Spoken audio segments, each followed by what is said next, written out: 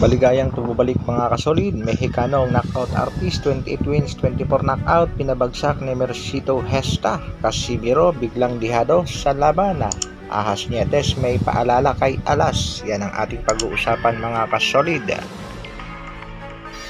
Para sa ating unang balita mga kasolida, Cuadro Alas General Casimiro, nalalapit na nga ang laban kontra nga dito kay Oguni ng bansang Japan. Ang laban nga ay gaganapin sa bansang Japan na kung saan parang delikado tayo sa magre-referee sa laban.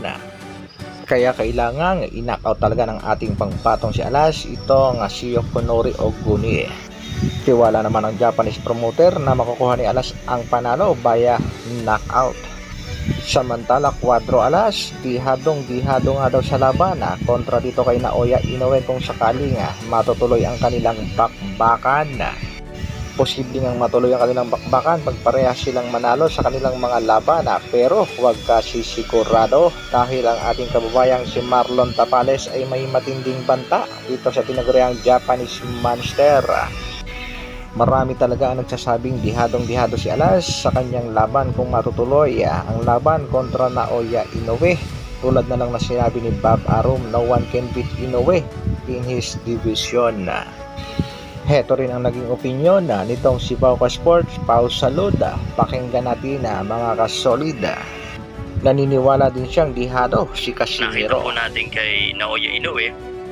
Sa tingin ko po, kahit sino pong itapat kay Naoya Inoue sa kanyang timbang ay magiging tihado po. Samantala, Donnie Ahas Nietes nagbigay din ng paalala kay Casimiro. Siyempre maganda talaga yung laban yun kasi malakas din si Inoue, hindi basta-basta. So hindi sa kumpiyansa sa kay Inoue kasi lakas din yun. At saka maganda talaga yung laban yan pag natuloy kasi. Sa kabilang balita naman mga kasolid, isa ring bakbakan ang ating hinihintay. Ito nga ay ang bakbakan sa pagitan ng ating kababayang si Mercito Gesta kontra nga dito sa pangbato ni De La Hoya na si William Cepeda, undefeated fighter knockout artist.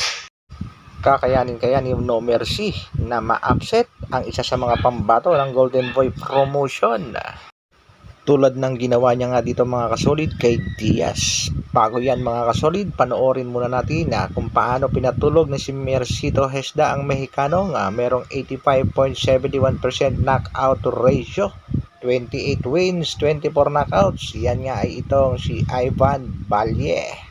Hindi nga makapaniwala ang mga Mexicano sa napanood nilang laban na kung saan tinigil na ng referee ang bakbakan. Heto mga kasolida, panoorin natin ang highlights ng kanilang naging laban. Round 2 nga lamang ang itinagal ng bakbakan at pinabagsak na agad itong si Mercito Gesta ang kalaban.